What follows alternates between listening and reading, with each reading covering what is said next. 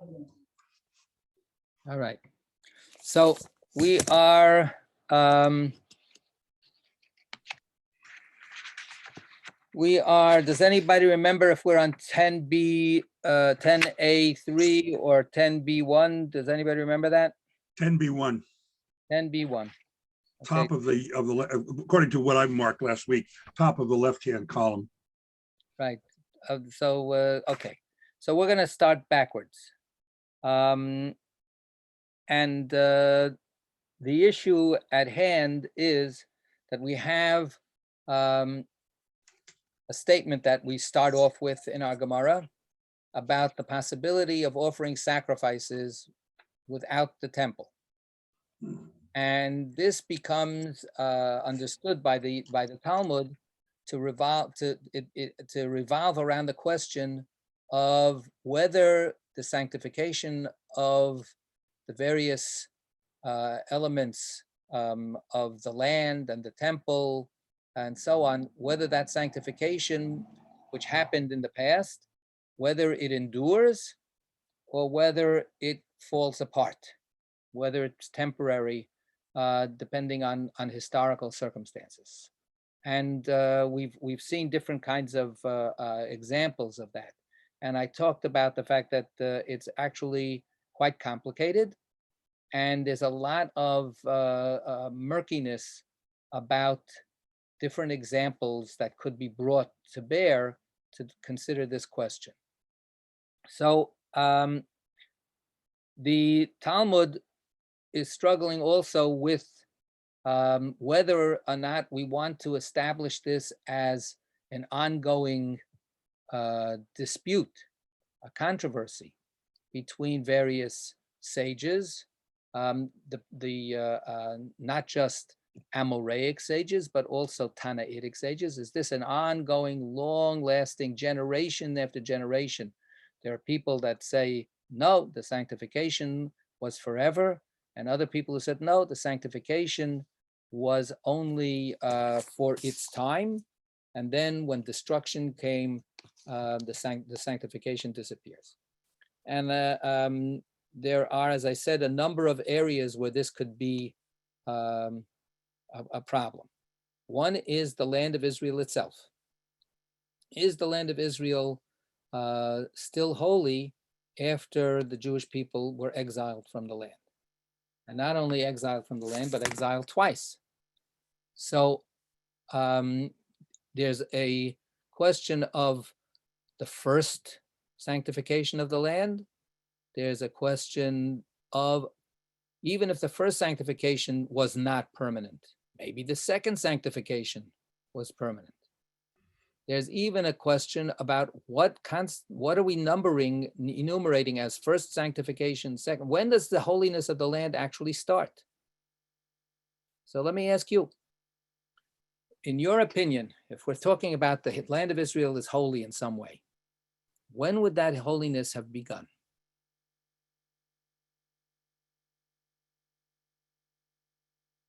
You have to unmute if you want to say something. Josie. Well, I'm not sure exactly where in the Torah, but God says, I give you this land for your people, and here's how I want you to live there and take care of your people and your land. So historically speaking, when is that?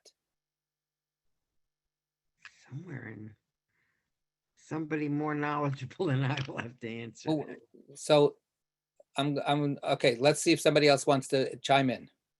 What historical moment would signal the beginning of that holiness?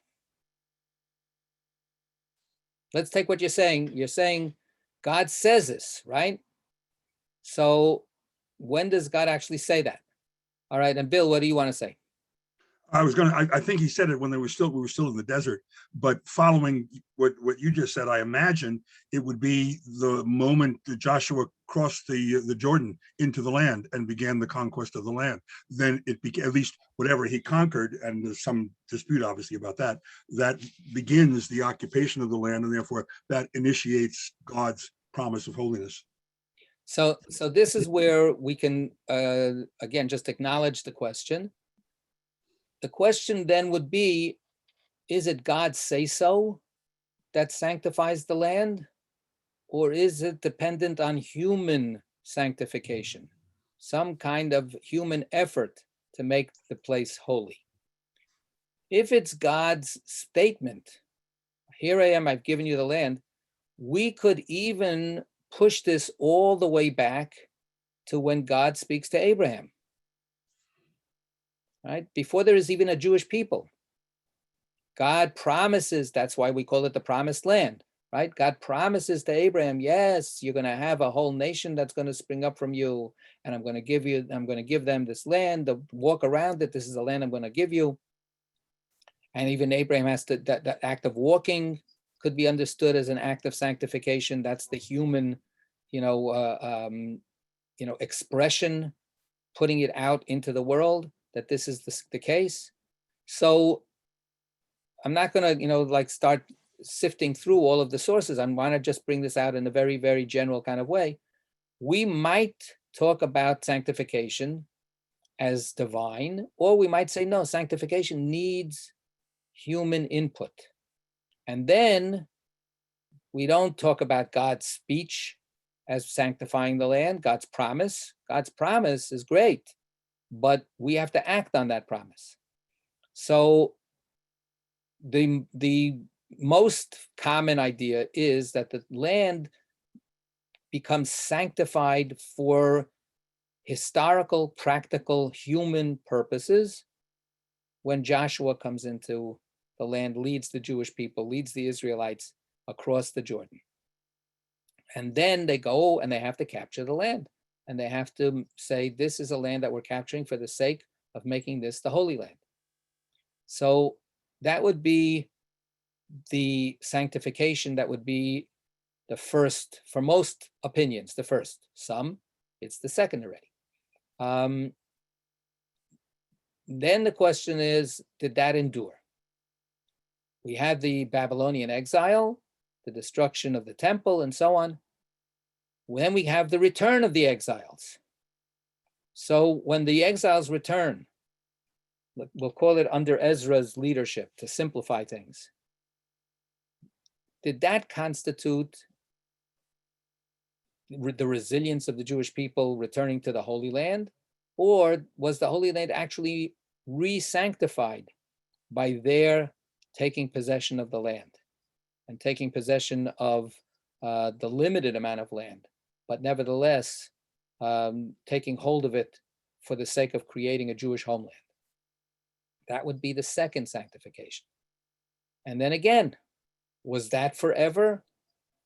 Was it, again, the range, was it actually completely unnecessary because the land was still eternally holy from the beginning?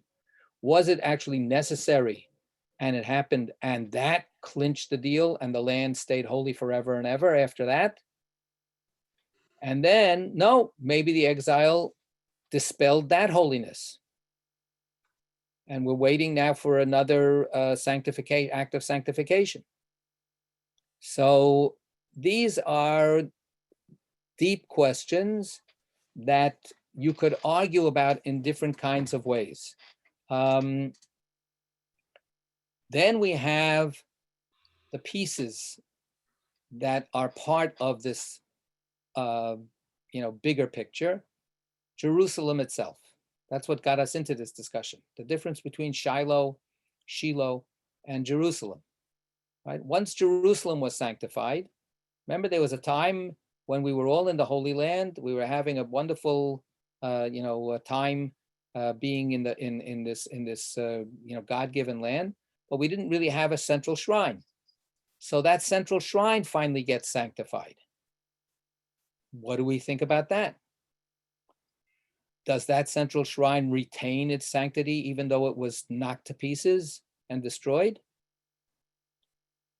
Does the place have a sanctity without the physical structure that delimits it, that delineates it?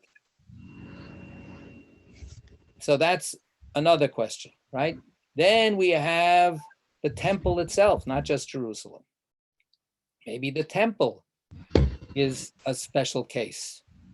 Even if other sanctifications fall away, Maybe the temple will always endure as a sacred place, because after all, we're not thinking of setting up the next temple in Montclair, are we? So, Jerusalem and the Temple Mount is the place. We'll make a case for being the new Onias. That's it. And then what we have also, the last thing that we looked at were walled cities. Walled cities is another category of holiness that applied in the land of Israel. Obviously, Jerusalem is a walled city, but other walled cities existed. And of course, that brings us back to the Megillah story. But the walled cities biblically had significance as holy places where the laws of Shemitah and Yovel had a different application than the rest of the land. So their identity was significant. So what we read the last time was that we have an argument about that, about whether the walled cities retained their holiness or not.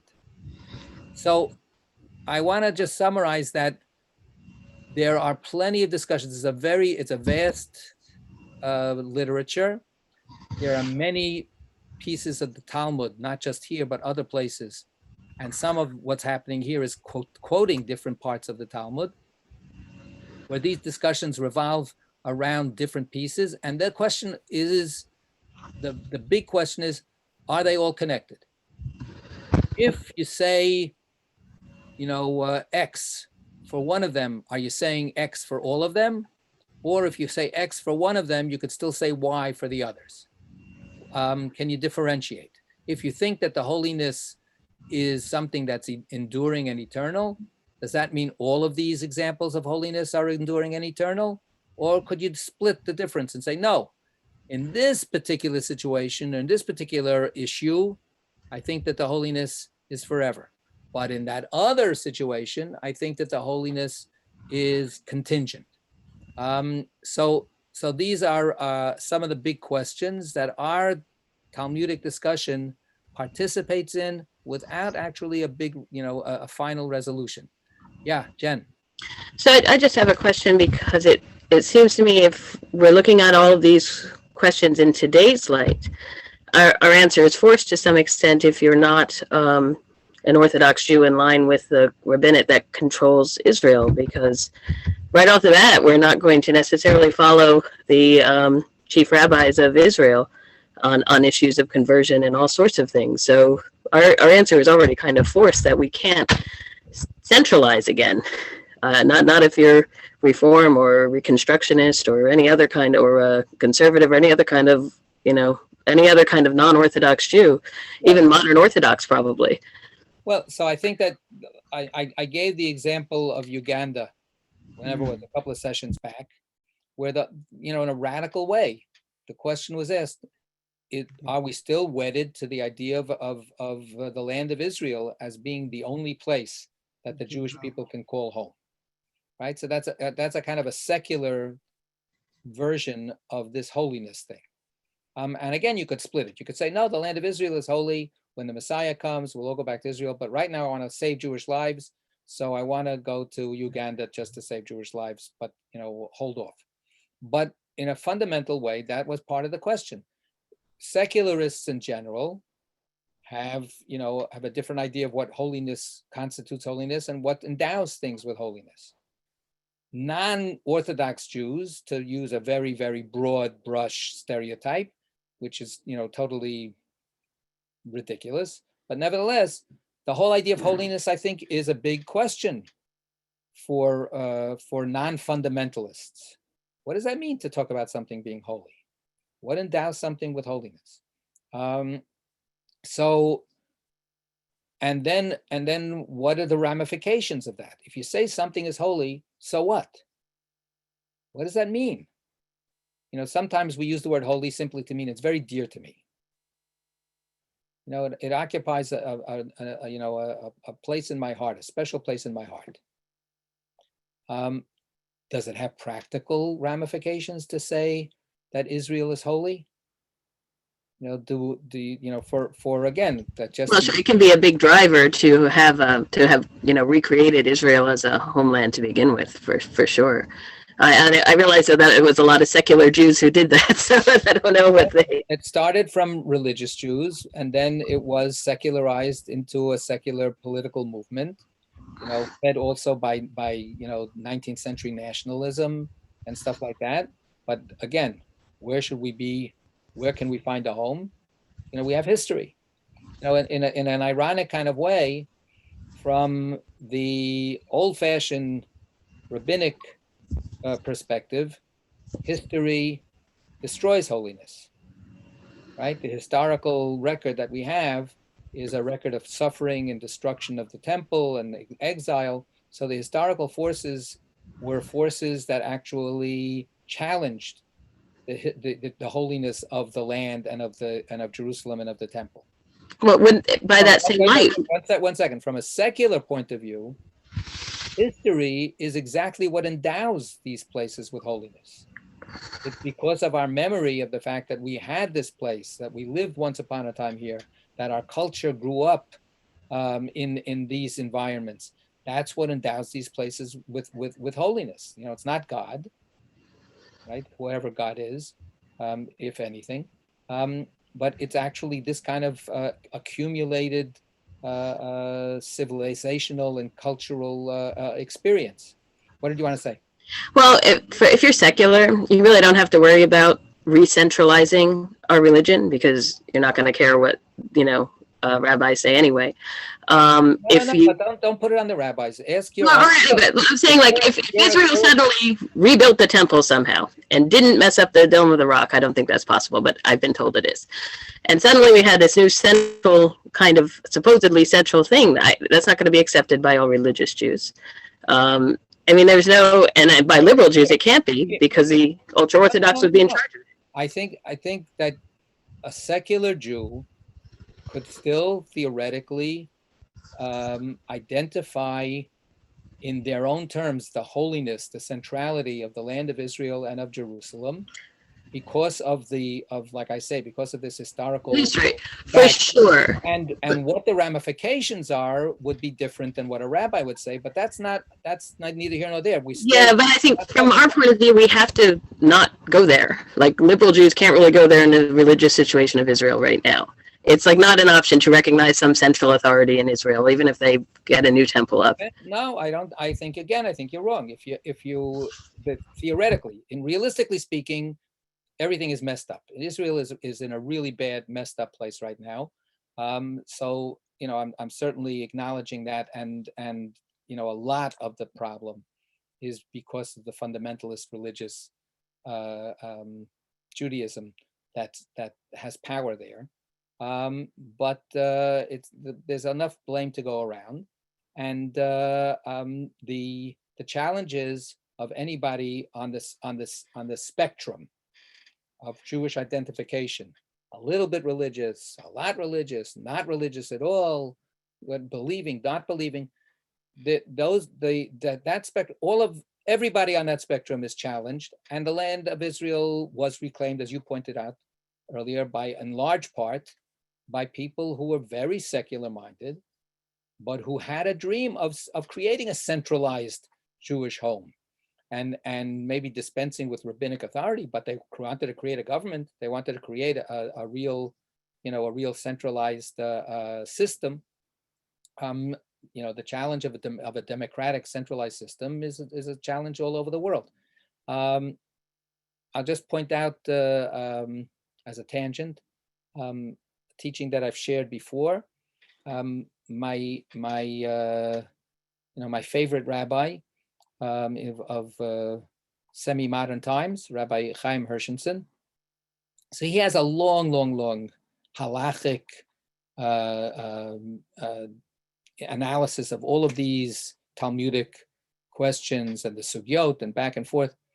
And in the end, he comes out with the idea that, no, we can't do sacrifices now. He was against sacrifices in general, but whatever sacrifices were supposed to be, we couldn't do it now.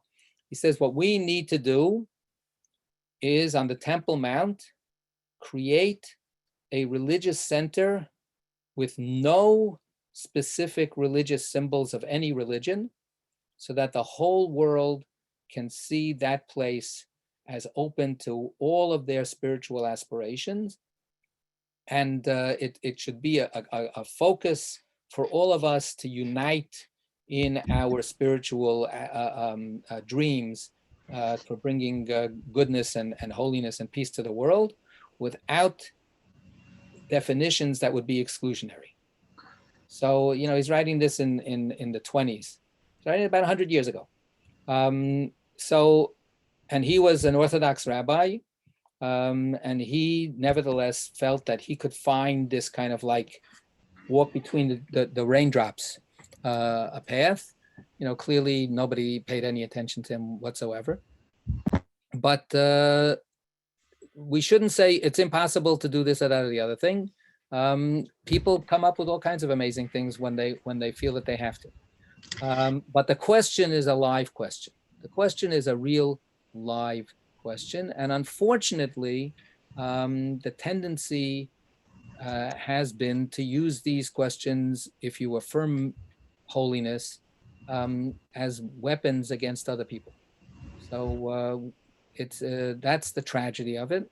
But it doesn't have to be that way. It's just a really, really hard call to prevent it from being that way. Problem is, Yes, Josie. I think part of the problem is that if you want to value your own memory of holiness and another group says, wait a minute, we have a memory of holiness there, that's when it gets into a lot of trouble. Right. Yeah. Right. Well, again, if a long line of non-religious Zionists who fall into the first category you mentioned, that the modern Israel became a reality in large part through the efforts of non-religious Jews who believed in the land of Israel. So there's your contradiction right off the bat. Right. No, yeah, it's very, very tough. Very tough. When nationalism becomes the secular substitute for holiness, then it also becomes problematic, and it can tend to to exclusivism and to even fascism. So it's a tremendously complicated and very difficult set of problems to try to deal with in good faith. All right. So now we're going to go to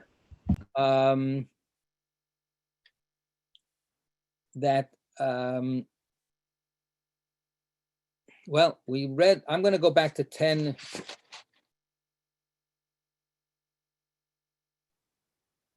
I'm going to go back to 10A3.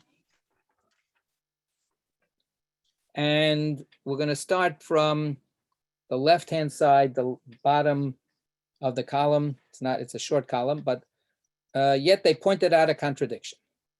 Okay, we'll start there. Okay, so in other words, what we've got multiple sources, some of which seem to indicate that the holiness was eternal, and some that indicate, no, the holiness was contingent and therefore could be nullified. Right? And we're trying to do this in a way that will then possibly make it possible to align Rabbi Yitzchak, who started our Gemara, with one of those sides, so that he won't be overruled by our Mishnah. Our Mishnah clearly believes that the sanctity stays, right? Okay. And yet they pointed out a contradiction. So where are we? Who's going to read for us, please? Going once. I stand ready, but all right, go ahead. I heartily encourage somebody else to do it. All right, next time. Thank you. Okay. Yet they pointed out a contradiction in the view of Rabbi Yishmael, the son of Rabbi Yosef. For another Baraita states, Rabbi Yishmael, son of Rabbi Yosef, said, were these cities enumerated in the Mishnah in Arachin, the only walled cities in the time of Joshua? Okay, so the Mishnah in Arachin, in another Talmudic tractate, lists a number of cities that were sanctified cities. They were called walled cities and had all the laws of the walled cities in the time of the Second Temple. So that shows that there was this category of sacred cities after the destruction of the First Temple during the time of the Second Temple. But now the Mishnah says, the Gemara says, the Braita says that, but the list is partial. There are many, many more cities that existed. What about them? Go ahead.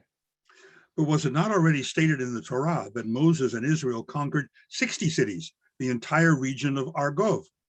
And it is written in the next verse regarding these 60 cities, all these were cities fortified with high walls.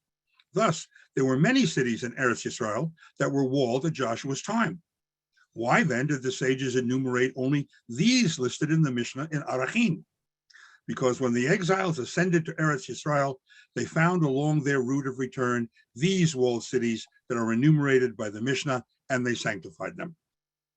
Okay, so according to this, it sounds like we need a second sanctification, right? Everybody's here, nobody's frozen? Okay, good. So according to this, and that's the second sanctification only applied to a limited number of cities. But now the Gemara asks a question. Cities. The Gemara interrupts the citation of the Baraita and objects. Can you say that the Baraita actually means that they sanctified them? Here we go, 10b1. Now, upon their return from the exile? But it is said below in this very Baraita that there was no need to sanctify them again. Here we go. So now we see that there's an opposing opinion that the sanctification was eternal from the beginning and it never disappeared. Here we go. The Gemara therefore amends the Baraita. Rather, we must read the Baraita as follows. They found these cities, and the sages therefore enumerated them, but there was no need to re-sanctify them. Okay. So they read it. No, it's not a real sanctification, but actually it's just like these are the ones that we all went back into, and not everybody, not all the other cities did we go back into. So what we're seeing is, again, wobbling. There's a wobbling in the texts about whether or not we're assuming that the sanctification endured from the beginning or whether it had to be redone, rebooted in the Second Commonwealth. Okay, and now this is the Braita that the Gemara just asked about. Go ahead. The Gemara continues its citation of the Baraita. And not only are these subject to the laws of the walled city, but any other city for which you can obtain a tradition from your ancestors, that it was surrounded by a wall at the time of Joshua, son of Nun. All these mitzvot that pertain to walled cities from that era apply in those cities, even if they were not retaken by the returning exiles, because the initial sanctification sanctified for its time and sanctified for all future time. Wow. Okay, so this shows that this Braita believes that the sanctification was eternal and enduring and didn't fall apart. But we had earlier that Rabbi Yishmael, Rabbi Yossi, right, said no, that the first sanctification fell apart. So which one is it for this Rabbi Yishmael, Rabbi Yossi? Thus the Gemara asks. The opinion of Rabbi Yishmael, the son of Rabbi Yossi, as cited in the first Baraita, contradicts the opinion of Rabbi Yishmael, the son of Rabbi Yossi, as cited in the second Baraita. In the first Baraita, he rules that the sanctity ceases with the destruction, whereas in the second Baraita, he rules that it does not. Okay, so in other words, we see now a number of places where one sage seems to say one thing, and then he seems to say the opposite someplace else, right? So this is indicative, again, of this kind of overall turmoil within the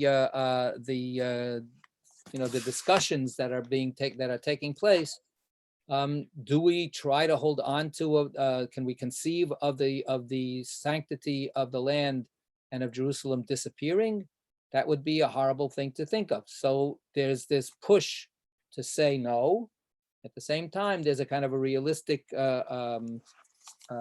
statement that no, the sanctity disappeared. However, then it was reestablished. Right? We're gonna continue to the end of this thing. and then we'll have a few more little overall comments before we go to the next topic. Go ahead. The Gemara resolves the contradiction. The authors of the respective Baraitot were two Tanaim who differed as to the view actually held by Rabbi Yishmael, the son of Rabbi Yosef. An alternative answer, and if you prefer, say this latter Baraita, which rules that the sanctity did not cease with the destruction, was misquoted above and was actually said by Rabbi Elazar, son of Rabbi Yosef. Rather than Rabbi Yishmael. Exactly, who indeed holds this opinion, as the Gemara now shows. As it was taught in a Baraita, Rabbi Elazar, son of Rabbi Yosef, said, the verse states, that has not a wall. From this we derive, even though it does not have a wall now in this destroyed state, but it had one previously. That is, at the time of Joshua, it is regarded as a walled city because the initial sanctity does not cease. Okay, so there's long notes here on the bottom that we're not going to go into, some of which we've already covered, and I've tried to sort of summarize in my own remarks. But what we have now, this is the end of this sugya, is that either different people are reporting different conflicting opinions in the name of the same sage, or we have different sages of different opinions. But again, some are of the opinion that the initial sanctity of Israel, of Jerusalem, of the cities, was established at the beginning by Joshua and never was never dispelled, never ceased enduring. And then you have other people who say no, that that first sanctity fell apart, and then it had to be reestablished. So these are the two basic camps. And as I said, you could start slicing it up in different ways depending on how you apply it to different issues of the land and of Jerusalem and of the temple and of the cities. So without going into all the fine points of making distinctions, what could we just for ourselves understand as, you know, a compelling reason to believe one or the other of these two opinions? You know, one person says yes, one person says no. Great. Okay, so at least let's get it straight. You know, we tried to struggle. Who said yes? Who said no? We're not quite sure. Or this person said yes at one point. This person said no another. But why say yes, and why say no? Jen.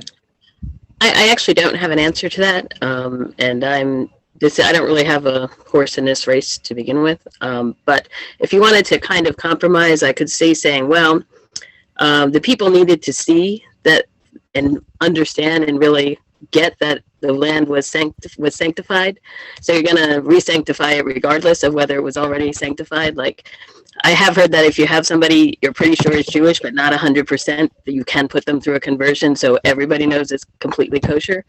So I'd say this like as the same thing. So that kind of, it sidesteps the question a little bit, but it could potentially make a lot of people happy. Okay, so that's another Talmudic discussion elsewhere, where one of those who have the opinion that the sanctification was permanent from the very beginning, the first sanctification was permanent and enduring. So when the other camp says, oh yes, so why did Ezra have to do all of these special ritual acts? They answer, no, he was just going through the motions.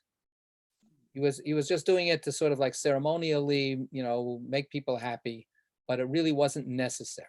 Let's understand that we're talking about some very practical differences. Do you have to take tithes from your produce? If the land is holy, you do. If the land is not holy, you don't. We don't take tithes in Montclair. Why not? Oh, I didn't realize that was a part of this issue. That's interesting. Right? Because we don't live in the land of Israel. We don't live in a place that has the holiness of the land of Israel. We don't leave corn. So if you're a Jewish monist, you kind of be quiet about that and don't say every place is equally holy. You just sidestep that, and so you don't have to. So maybe you do have a horse in this race then. Right. So no, I'm serious. This is part of this whole. That's why I was saying before. Also, don't say the secular is this way or that way. I think that anybody else wanted to say something. I saw a hand or something. Yeah, Josie. I think it's simpler and much less confusing to say, once it's holy, it's holy. Okay, right. But So that may be a cop out, but it's easy. If you need anything, Right. just let me know. Okay, I love you. all right, Bill, you wanted to say something. Yeah, I do have a horse in this race because I have a fruit tree that I planted a couple of years ago. And if in fact, as Jen seems to be suggesting, some people might believe we're as holy as the land of Israel, then I'm bound by the laws of Orlah, which means that even if I get a peach, I can't do anything with it for the first several years. If we're not, then I can do whatever I want as soon as it's right. As soon as it's So ripe, we can eat it. that's actually a separate argument, because there is an opinion that you are bound by those rules Ah, anyway, ah. outside of the land of Israel for the trees. Of course, it's more So- complicated. So yes, it is. The squirrels are gonna get it. Right. The squirrels, Well- the squirrels believe that no, it's not their Yeah, holy. they're obviously of the other They're holy, opinion, and that's it. as is They my have different record. mitzvot. Right. I would, anybody else want to chime in? Geraldine? No, you're on mute. Just what in reference what Bill just said, my nephew Benjamin is into farming stuff. And when he plants a tree and he has a fig tree, he also waits the allotted time. And at one point he had chickens, and he scooted the mother chicken away when he took the eggs. Look at that. So, Yeah, that applies everywhere. okay, and he does that. Right. So I would suggest, and again, this is not like the final word. I would suggest that we all have a horse in this race, as if we're identifying as Jews, because this really does come back to what I was saying before about our own sense of our identity, the sense of peoplehood, the sense of history, the sense of civilization, whatever it is that is precious to us about being Jewish. For the rabbis, obviously, with a very, very religious perspective, they're asking themselves very, hard questions about how seriously do we take the cataclysms and the changes wrought by those cataclysms. How seriously do we take them with regard to what we think is, our Jewish sense of ourselves? How much of this is enduring, and how much of this can be destroyed? How much is eternal, and how much depends on luck? So there's a very strong push, not just to keep it simple, like Josie says, but there's a very strong push for a person to say, the Torah is eternal. I don't care what they burned the Torah 50,000 times. I don't care. The Torah is still holy. The Jewish people are holy. They did everything that they could to destroy us. They destroyed so many of us. We're still here. The land of Israel, is a holy land, and I don't care what you do to the land of Israel. I don't care what you do to us. I don't care. The land of Israel eternally will always be the Holy Land. Jerusalem, ever, the special place. Yom Yerushalayim, is tomorrow, I think. This idea of, we're back. We came back to Jerusalem. We reunited Jerusalem. The heck with the world for trying to destroy us. There's a tremendously powerful desire that people can satisfy by saying it doesn't matter what happens in the world. This sanctification endures forever, right? So that's one side of it. Yeah, Mark. This may be helpful or it may not. There's a classic philosophical trope. It's called the ship of Ephesus. It's been argued throughout the ages. Here's the idea. There's a ship, and over the years, every single piece of wood on that ship is replaced. And then after many centuries, there is no actual piece remaining of the original ship. Is it the same ship? Now, this also applies to human beings, Right. seen as physical objects. It Right. even applies to our memories, seen as psychological objects. So the question is continuity of function sufficient for identity? And function is the most general word I can think of. So some continuity of purpose, of process, is what's required for identity over time. Now, if you take that, then this resolves the issue assuming that there is continuity somewhere. So for the people who see this continuity, the identity persists over time. For people who think that so I'm just restating the problem, but I think that metaphor helps you to see that this is not only a problem in religious and holiness, it's a deep problem about the identity of any object that changes over time. Right. So I don't know if that's helpful or not. So we'll have to take a poll and see if it's helpful for some people or not. I think it's certainly heuristically helpful, even by simply, for me, to try to make a distinction between that problem and the problem we're dealing with. Because the problem that you're bringing up, which is a fascinating, as you say, a classic problem, and without getting into the ship, like you say, this is also about us. You know, my cells are not the same cells that I was born with. So why am I me? And yet I am me. And this is where I want to make the distinction.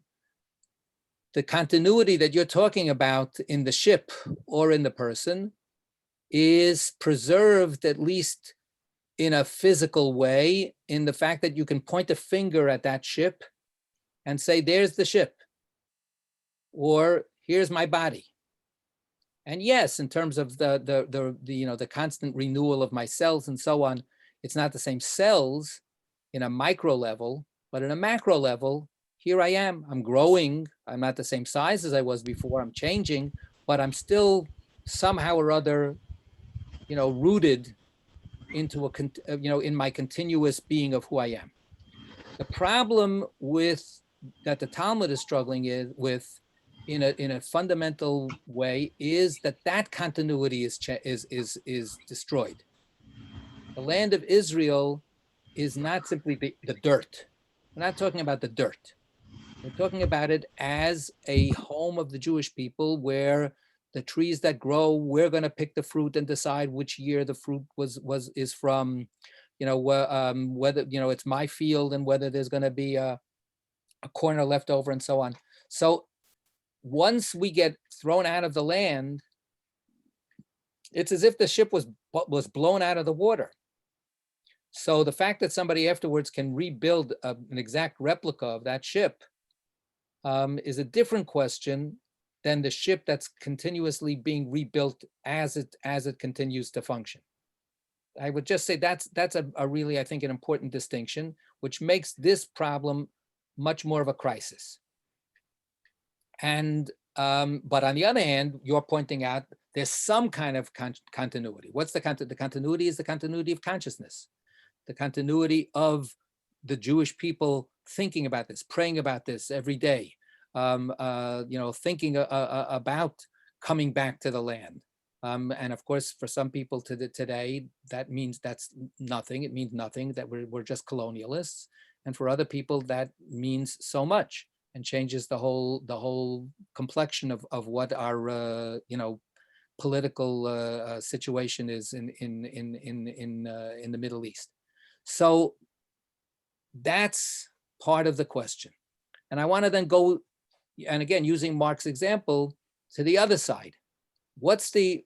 If we say, no, that holiness disappeared, that's very depressing, isn't it? To a certain extent, the discontinuity decision is one of the things that makes Christianity possible. Christianity is a lot of Jews and then later non-Jews. But at the core, at the beginning, it's a lot of Jews who say, oh, the jig is up. And we're not looking at the temple anymore. We're not looking at Jerusalem anymore as something enduring. We've got a new temple. We've got a new Jerusalem. We've got a new sacrifice, right? And the whole displacement onto Jesus and onto the whole, development of their new road is based on a conviction that the continuity in some way is absolutely changed and needs to be changed. It needs to be formulated in a completely different way. I strongly believe, unfortunately, I don't really see this discussed much. I strongly believe that over the couple of 3-4 generations that it took for Christianity and Judaism to go like this, because it didn't happen in a second, I strongly believe that one of the wedges that split us apart was whether we mourned for Jerusalem. Jews mourned for Jerusalem. New Christians did not mourn for Jerusalem. They celebrated this new redemption, the new salvation that they got, the new dispensation. It was good riddance.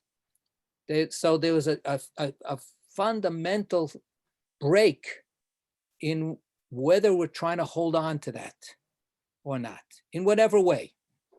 And of course, they would argue, no, we are holding on to it. We're holding on to it in this new renovated, completely, better way. But if you say that the first sanctification disappeared, that's a horrible idea. And that's one of the reasons why the other side says, no, God forbid, you can never say that. So when you have a position that keeps on coming back here again and again and again, that says, no, guess what? The first sanctification disappeared. And then we already noticed that the implication that this Talmudic discussion draws, which is not necessary, but it is here, that means that the second sanctification also disappeared. And yet here we are, and we're studying the Talmud.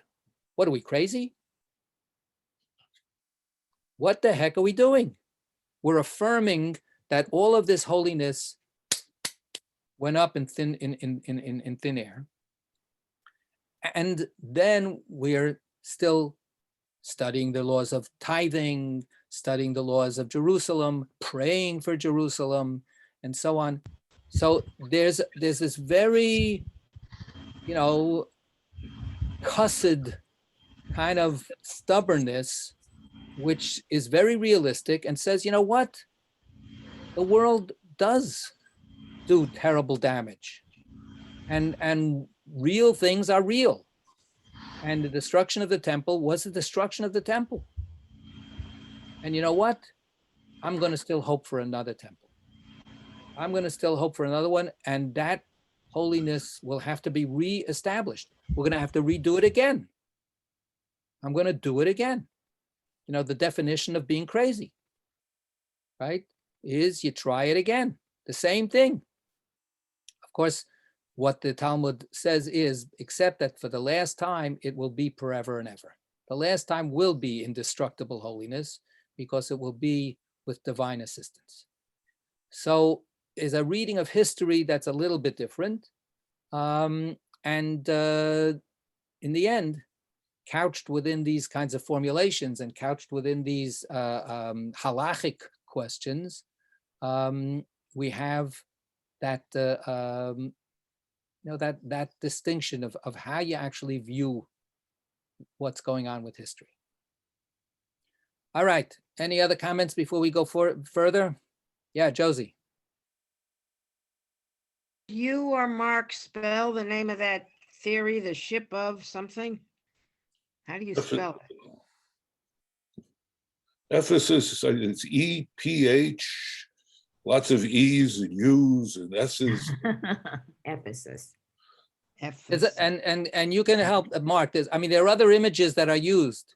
An image that I like very much is the rope. The idea of the strands of a rope. Right. That you know, if you hold a rope over here, the strands of the rope that you're holding that make the rope, and then you go, you know, 6 feet away to the other end of the rope, the strands are not continuous. The rope is not made out of all the strands being exactly the same length. No, there are overlaps and new strands that come in. Yes, am I doing the violence to that image? Oh, no, that's, there's also the little trick where you write the numbers from 1 to 9, and then get rid of 1, and then you write 2 to 10, and then you get rid of 1. And then there is no number in common in the whole array, but yet you can see that the array is the same. And that's actually interesting, because you can give an algebraic formula for creating that array. And so one of the things you could say, if you go back to Josie's idea, that the sanctification, the original sanctification, is the formula that governs what is holy, despite how many things change. The same thing, by the way, applies to constitutional law, to the creation of a nation over time, to nationalism. All of these sorts of entities disappear and yet persist. Right. So, you know, is Putin's Russia the same Russia as it was, and the Soviet Union was just sort of a thing in the middle? You know, and I think Unfortunately, it is. It seems like it is actually. well, that's what people are saying. And if you know, so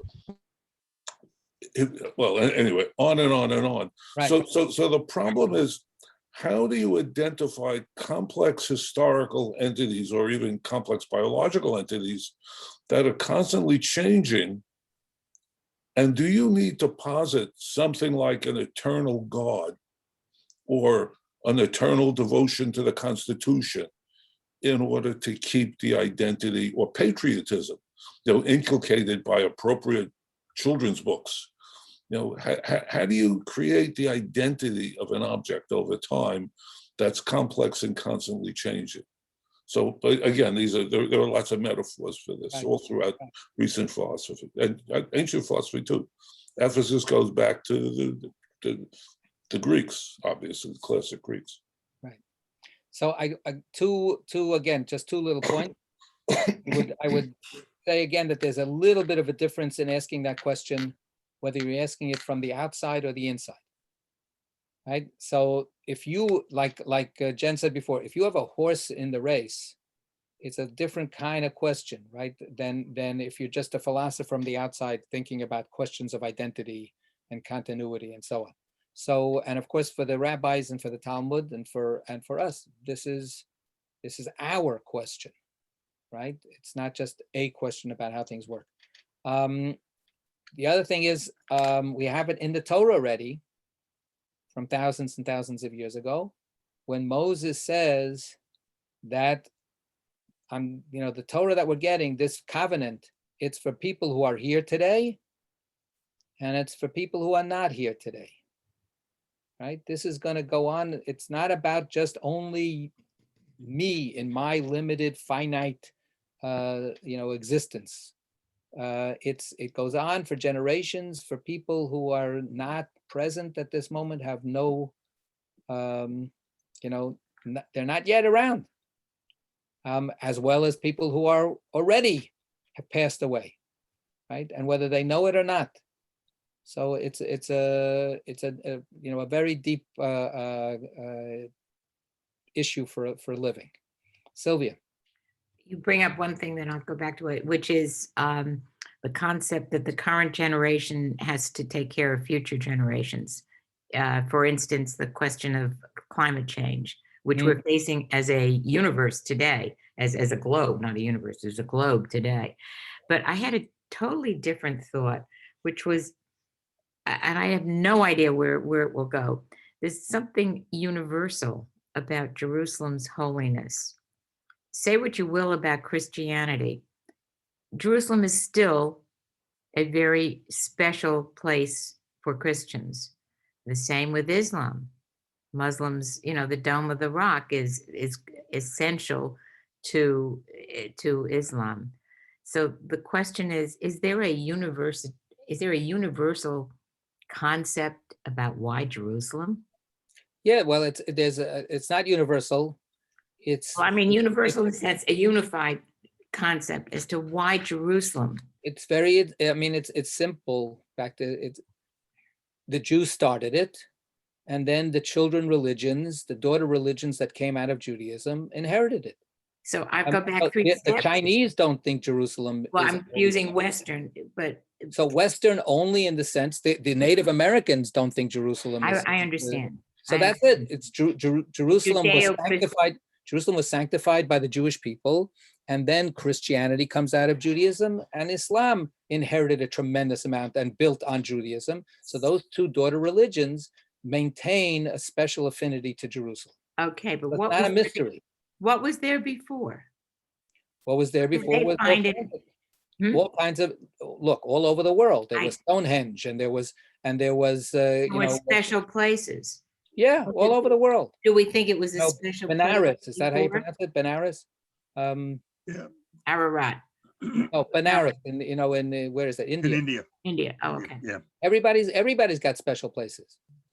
Well, I just was wondering if in fact, when the Israelites went into the land of Israel, if in fact there was, I mean, it's a hill in the plain, it's, Yeah, there's so, something, that- there might be that a is longer history to it. Right. that Jerusalem, as the name might indicate, seems to have been seen by people earlier, the city of peace. That's what it means. That's like Los Angeles. Right. City So there's something spiritual about it. But on the other hand, it's not obvious to the Israelites when they come into the land of Israel that they have to get to Jerusalem to set up the temple there.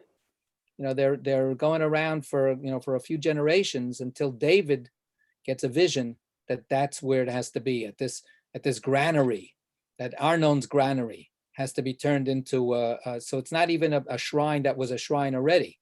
We had earlier, there were high places, there were Bethel, that would have been a good contender.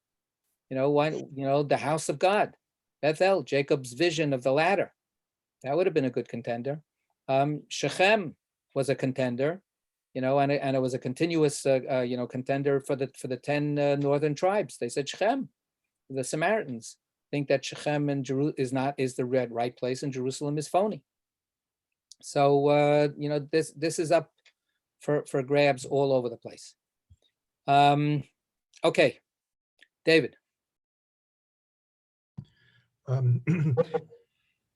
In the context of all this discussion, what is Hanukkah about? Is that a sanctification just of the temple as apart from Jerusalem and the Holy Land? So the temple was defiled, but the temple still existed. The temple was stood, but idolatry was brought into the temple, and religiously impure materials were brought into the temple.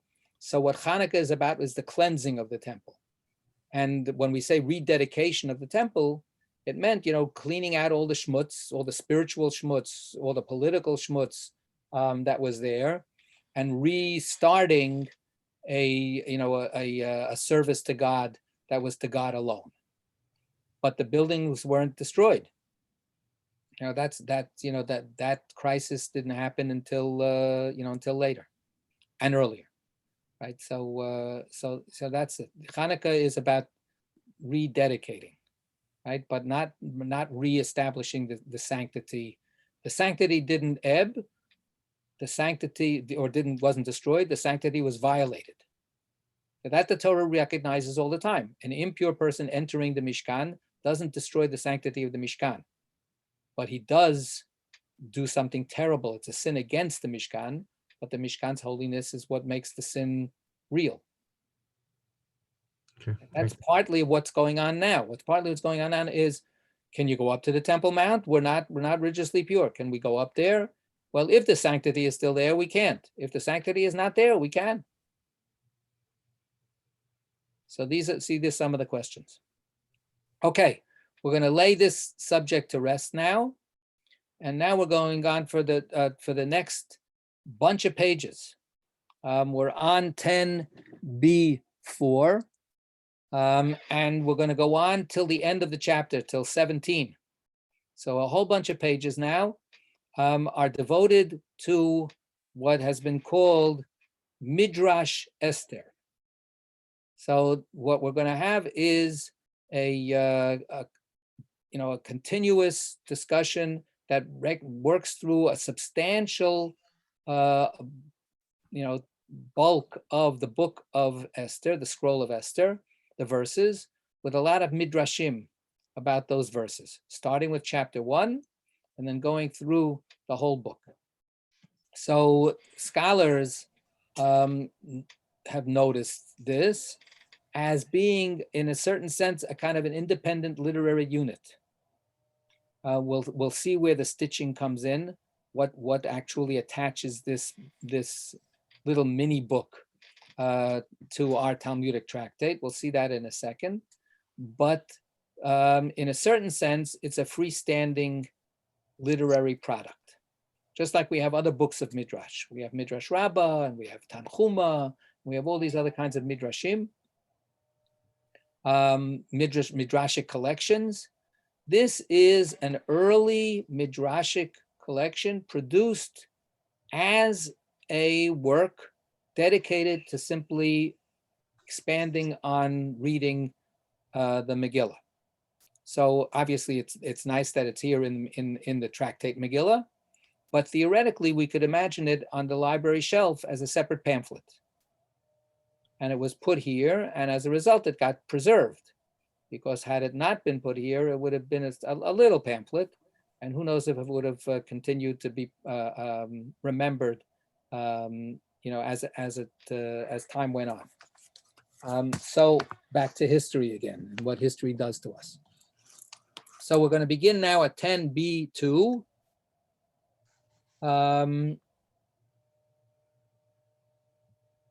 Yes. Yep. Okay. Okay. Bill, it's all yours. 10b2, top of the left-hand column.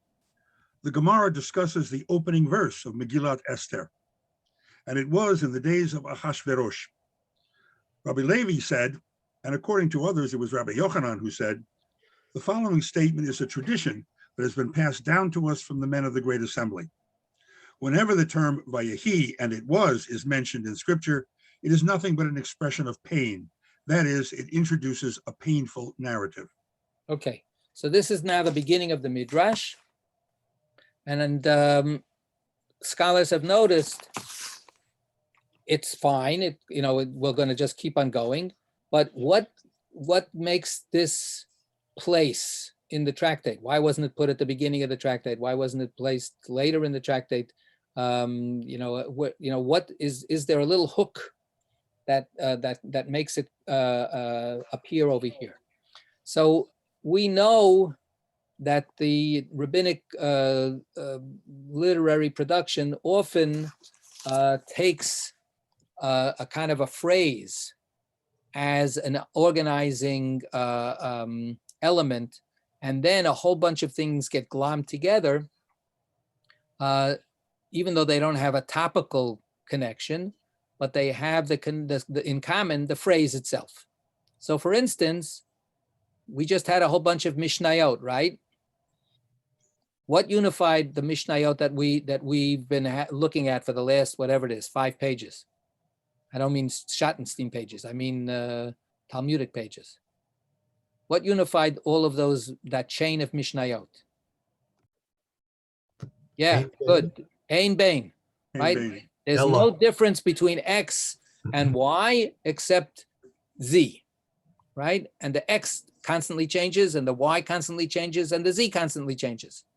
What stays the same is the structure of the formula, to borrow from Mark, right? There's no difference between this and that and that. So all of these Mishnayot, there's nothing to connect them except that kind of phrase. So here we have a number of places where we had the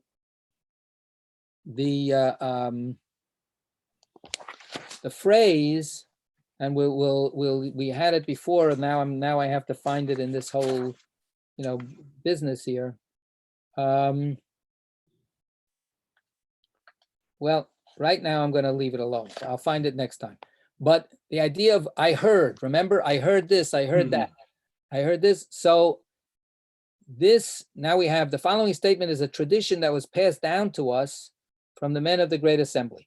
But actually, sometimes the language is from our ancestors. We heard from our ancestors. We're going to see this. We had it already. Wait a second. I'm just going to look for a half a second.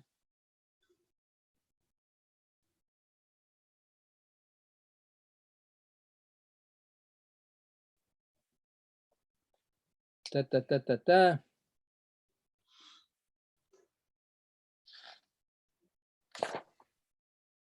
We had it with the walled cities. Yeah. Look at 10, right? It's not 10b1, which is the previous page. Yep. Right? The Gemara continues its citation of the Braita. See that in the middle of the left Yep. of the left hand? Left Read hand that column. for a second. The Gemara continues its citation of the Baraita.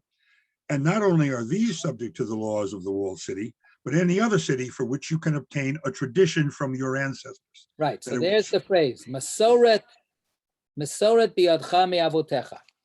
So now we have Rabbi Levi or Rabbi Yonatan saying, Davar zeh, Masoret biadenu You- may either avotenu, that's know- the way some readers read it, or Anshe Knesset Agdola. So in other words, we've heard this as a tradition that's been passed down from generation to generation. So that's the formal link. It's just about a little phrase. And now we go off into this this midrash, this collection of midrash. Okay, so the first statement is the very first word of Megillas Esther, Vayihi b'mei Achashverosh, hu Achashverosh. So Vayihi. So now we have this, kind of trigger warning, right? Let me tell you, this Vayihi, this is going to be a time of trouble and pain. The word Vayihi always signals trouble and pain. Okay. The Gemara cites several examples.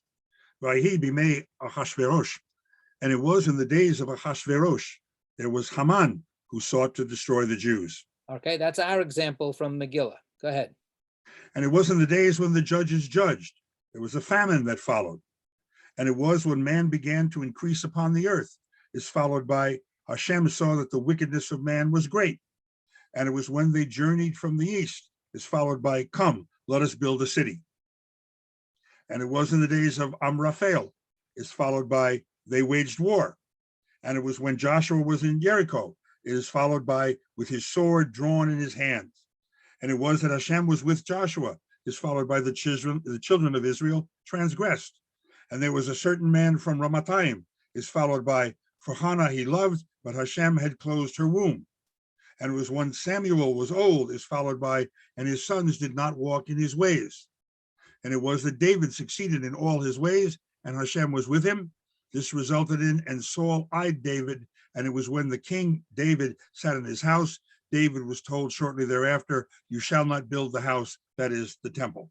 Okay, so we have so many examples where Vayihi, according to this approach, signals that something is wrong. Something wrong is going to happen. Something bad is going to happen. Something awful or painful or something. So, and then we have all of these different examples, starting with the scroll of Esther, but we have other examples, and they're not always quite exactly the same thing, not always quite as strong an example. By the days of the judges, there was famine, right? That's right there in the verse, right? When man began to increase upon the earth, that's in Genesis, and God saw that they were very bad, that the people were wicked. So these are immediate connections from the beginning of the verse to later on. With Haman, it's not so immediate, right? In the time of Achashverosh, and it starts with a party scene, right? The party scene doesn't seem to be so bad, right?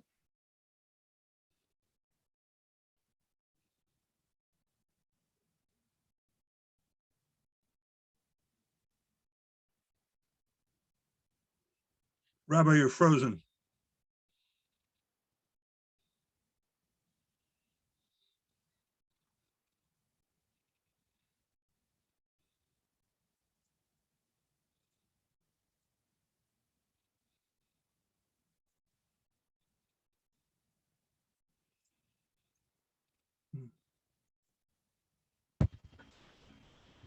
I think we should probably wait for him to come back.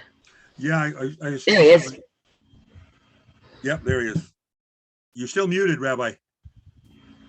I lost Okay. you. It's like you, Yeah. everybody just conked out. I'm sorry. Yeah, it's okay. It happens. So it happens, I know.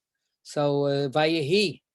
So we had a little negativity here. So first of all, not every one of them is directly, immediately obvious from the verse itself.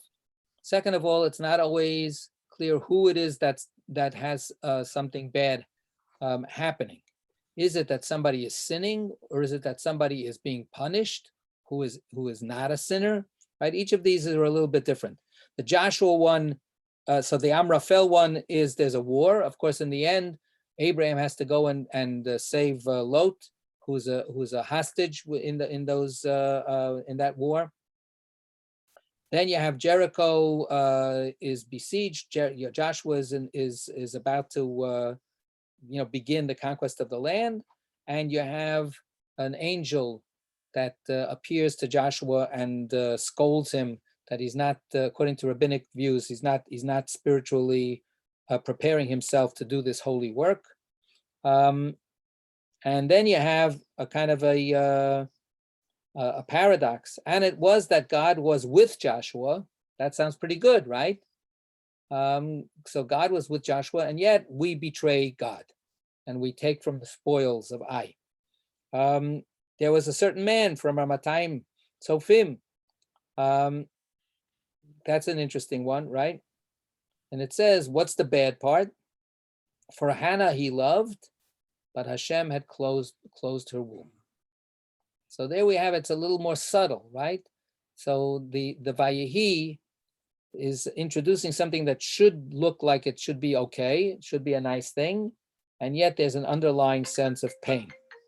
And then with Shmuel, we see that there's the unfortunate situation. One second. Okay. And again, a positive. David has succeeded in all his ways. God was with him. Again, God is there. Everything looks great. But Saul is threatening David. He's out to get him because he's jealous of David's success. And then the final example is that David is sitting pretty in his palace. Everything is good. He dreams up the idea of building a temple for God. And then God says, you're not the one. You're not the one who's going to do this. Thanks for your good intentions, but you're not the one who's going to do this. So there are, subtle differences here about what constitutes the pain or the bad outcome that this Vayehi is meant to introduce for us. We're going to stop here, and God willing, we'll continue next time. Okay? Sei gesund.